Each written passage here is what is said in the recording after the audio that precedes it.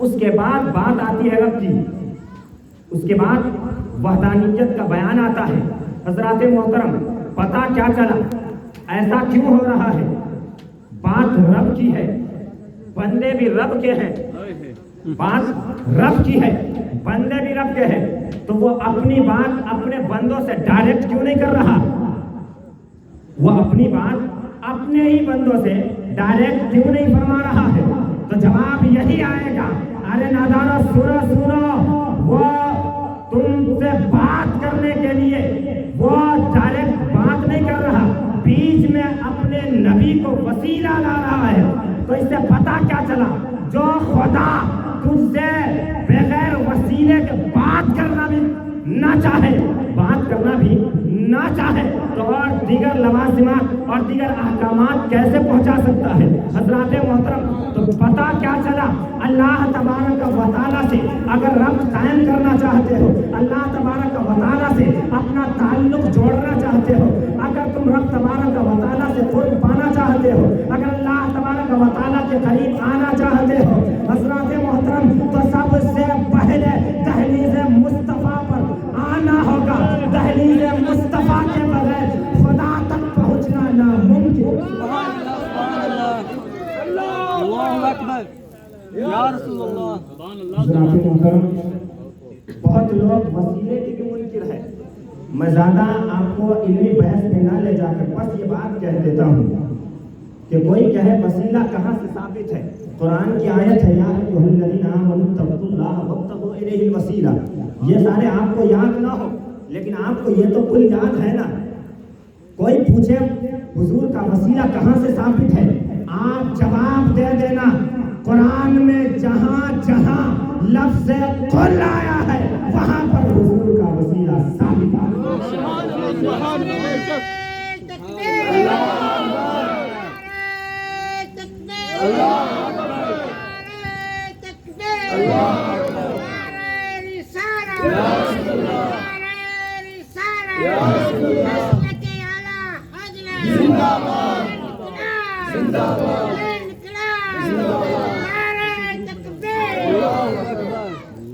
ہم اور آپ حضور کا جشن میلاد منانے بیٹھے ہیں۔ حضرات محترم، اب بحث آ رہی ہے۔ اللہ فرماتا ہے، قل اے حبیب آپ فرما دیجیے، بفضل اللہ وبرحمتہ فبذلک فلیفرحوا، جب تمہیں اللہ کا فضل یا اس کی رحمت ملے تو تم خوشیاں کرو، تو تم خوشیاں کرو۔ اب تلاش کرتے ہیں اللہ کا فضل ہے کیا، اللہ کی رحمت ہے کیا؟ بے شمار چیزیں ہیں جسے ہم اللہ کا فضل جانتے اور مانتے ہیں، بے شمار چیزیں ہیں جسے ہم اللہ کی رحمت مانتے ہیں، لیکن آئے ذرا دیکھیں سارے فضلوں میں سب سے بڑا فضل کون سا ہے؟ ساری رحمتوں میں رب کی سب سے بڑی رحمت کون سی ہے؟ ساری نعمتوں میں سب سے بڑی نعمت رب کی کون سی ہے؟ حضرات محترم، تو آئے قرآن کی دوسری آیت اشارہ کرتی ہے، یا ایھا النبی انا ارسلناک شاہدا ومبشرا ونذیرا وداعیا الی اللہ باذنہ وسراجا منیرا وبشر المؤمنین بان لهم من اللہ فضلا کبیرا۔ اے نبی، ہم نے آپ کو شاہد بنا کر بھیجا، ہم نے آپ کو نذیر بنا کر بھیجا، ہم نے آپ کو داعی اللہ بنا کر بھیجا، اور اے میرے بندو سنو، میرے حبیب کا شاہد بن کر آنا، میرے حبیب کا نذیر بن کر آنا، میرے حبیب کا داعی اللہ بن کر آنا، یہ تمہارے لیے اللہ کی طرف سے فضل کبیر ہے، یعنی بہت بڑا فضل ہے، بہت بڑا فضل ہے۔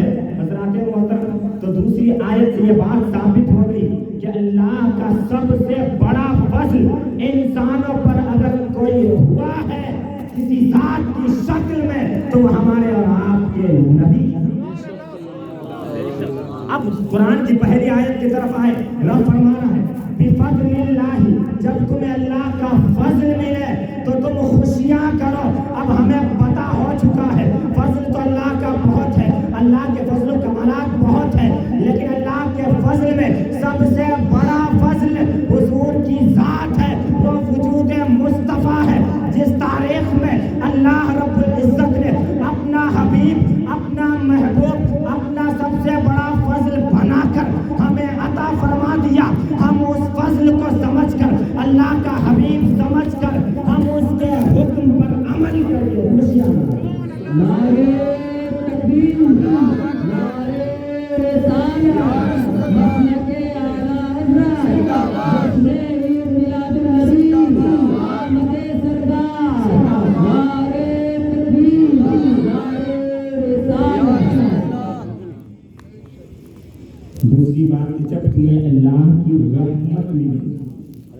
تو تم خوشیاں کرو. قرآن کی مشہور آیت ہے وما ارسلناک الا رحمۃ للعالمین. ویسے تو بہت ساری چیزیں ہیں جو اللہ کی رحمت ہم تصور کرتے ہیں. ہمارے اور آپ کے گھروں میں بچی کی ولادت ہوتی ہے, کوئی پوچھتا ہے ہم سے کیا ہوا ہے, ہم فوراً یہی کہتے ہیں میرے گھر میں اللہ کی رحمت آئی ہے. سبحان اللہ, میرے گھر میں اللہ کی رحمت آئی ہے. حضرات محترم ذرا تصور کریں, اللہ کی ایک رحمت آتی ہے, اس رحمت کا مقام کیا ہے؟ سنیے سنیے سنیے. اللہ کے حبیب نے فرمایا جب کسی کو اللہ تبارک و تعالیٰ ایک بیٹی دے دے, یعنی اللہ کی رحمت دے دے اور اسے اچھی طرح پرورش کر دے, اس کی اچھی طرح پرورش کر دے, تو میدان قیامت میں وہ میرے ساتھ یوں ہوگا جیسے یہ میری 2 انگلیاں ساتھ ہوئی. یہ اللہ کی ایک چھوٹی سی رحمت کی بات ہے. اللہ کی ایک چھوٹی سی رحمت کی بات ہے کہ جب کسی کے گھر میں بیٹی کی شکل میں اللہ کی رحمت آ جائے, اس رحمت پر اللہ کا شکر ادا کرتے ہوئے اس بیٹی کی اچھی تربیت کرے, اس بیٹی کی اچھی پرورش کرے, تو اللہ یہ مقام دیتا ہے حضور کی وساطت سے کہ میدان قیامت میں نفسا نفسی کا عالم ہوگا, کوئی کسی کا پرسان حال نہ ہوگا, سورج سوا نیزے پر ہوگا, سب اپنے اپنے پسینے میں شرابور ہوں گے. اس وقت اپنی بیٹی کو خدا کی رحمت سمجھ کر پرورش کرنے والا شخص, شریعت کے مطابق اپنی رحمت کی پرورش کرنے والا شخص میدان قیامت میں حضور کے ساتھ چمٹے ہوں گے, لپٹے دامن رحمت سے یوں چھڑے ہوں گے. تو جب ایک عام سی رحمت کا یہ عالم ہے, پھر وہ رحمت جو ساری رحمتوں سے بڑی ہو. رب فرماتا ہے وما ارسلناک الا رحمۃ للعالمین. اے میرے بندو سنو سنو, میں نے تمہیں اپنا حبیب دیا ہے, میں نے تمہیں اپنا محبوب دیا ہے.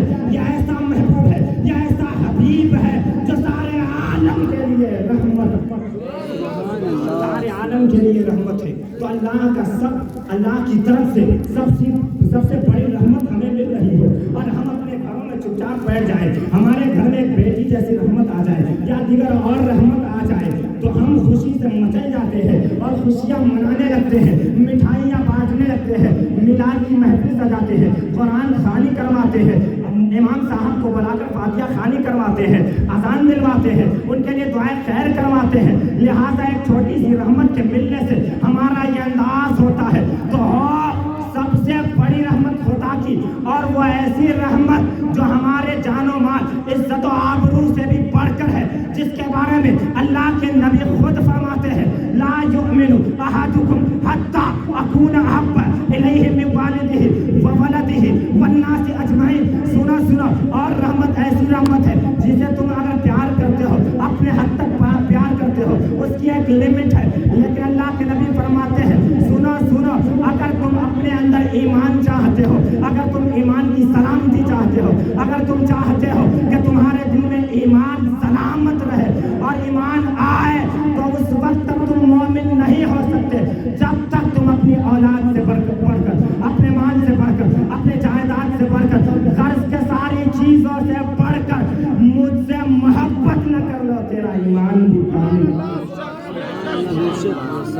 ایمان بھی کامل. اللہ اکبر, یا رسول اللہ, یا حسن والحسین, یا حسن والحسین, یا حسن والحسین.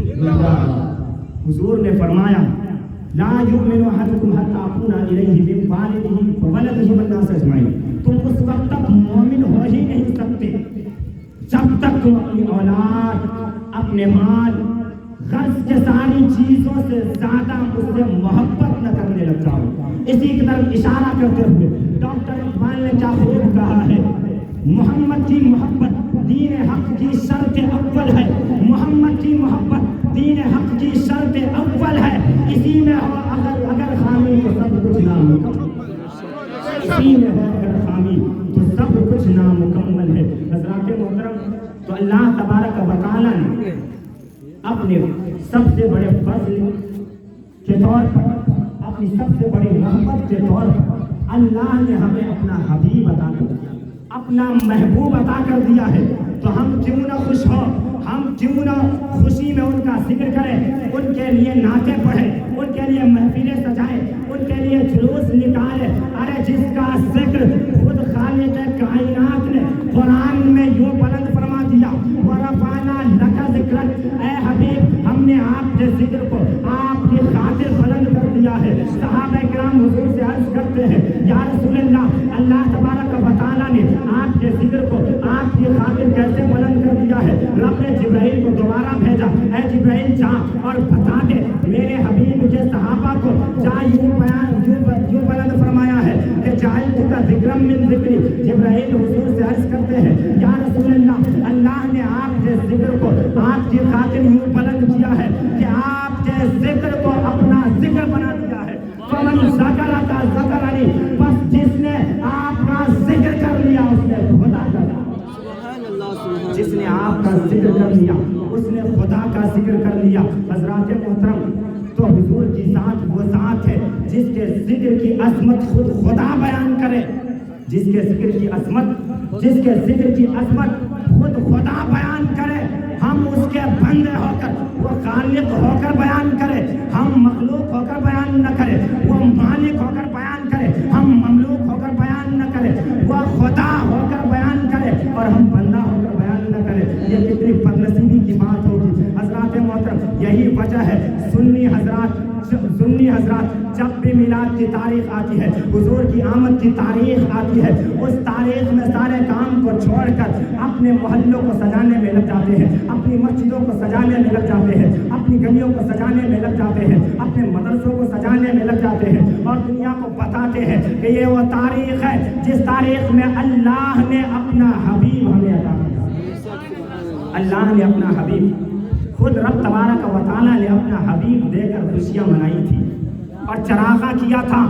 تو ہم بندے ہو کر نہ کریں، آج ہم چراغاں کریں تو بہت سارے لوگ اعتراض کرتے ہیں یہ چراغاں کہاں سے ثابت ہے؟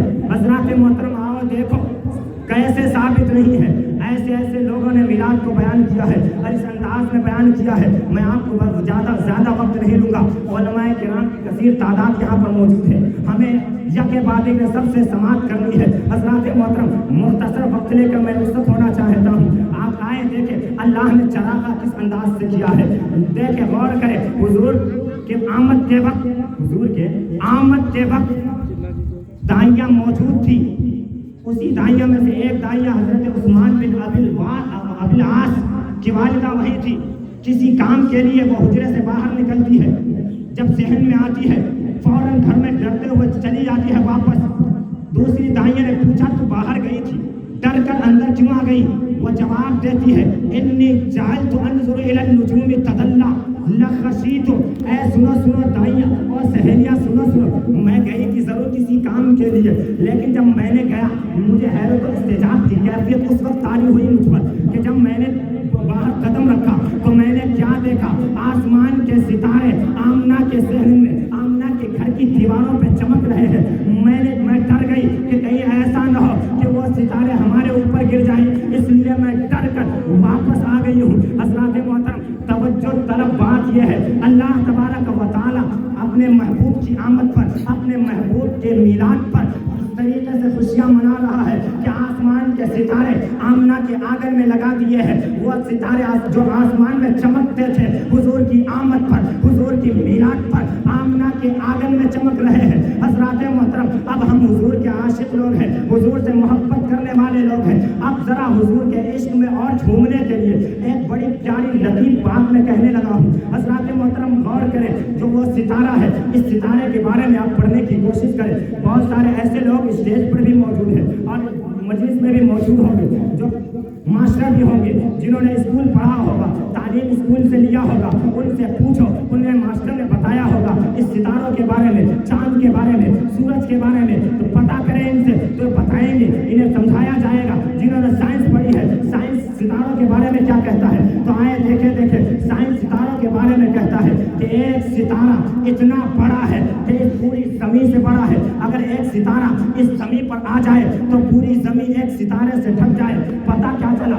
ستارہ اتنا بڑا ہے، لیکن حضرت عثمان بن ابی العاص کی امی کہتی ہے فانظروا الی النجوم تدلی، میں نے آمنہ کے آنگن میں ایک ستارہ نہیں بلکہ کئی ستارے دیکھے ہیں۔ اب تعجب کی بات یہ ہے، حیرت کی بات یہ ہے، ایک ستارہ جو پوری زمین سے بڑا ہے، آمنہ کے آنگن میں اتنے سارے ستارے کیسے سما گئے؟ سمجھ میں بات نہیں آتی ہے۔ حضرات محترم بات اب سمجھ میں آئے گی، مقام کون سا ہے، بارگاہ کون سی ہے؟ بارگاہ دہلیز مصطفیٰ ہے، بارگاہ مصطفیٰ ہے۔ حضرات محترم آؤ ذرا غور کریں، اللہ تبارک و تعالیٰ نے اتنے بڑے بڑے ستاروں کو اتنا چھوٹا بنا کر آمنہ کے آنگن میں چمکا رہا ہے۔ پوچھتے ہیں مولا یہ کیوں کیا؟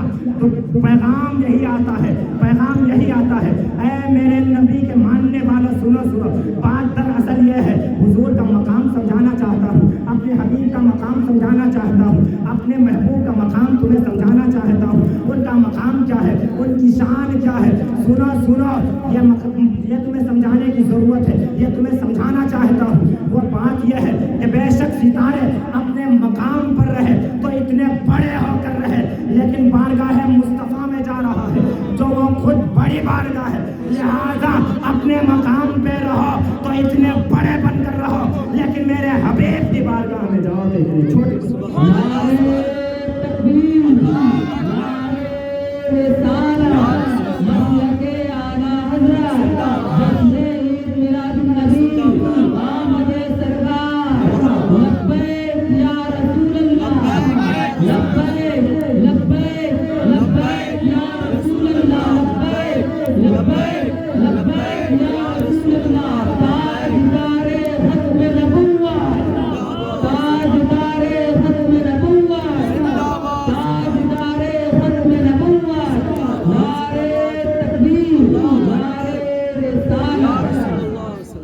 آسمان کے ستارے جو اتنے بڑے ہیں، اللہ تبارک و تعالیٰ نے اسے آمنہ کے آنگن میں لا کر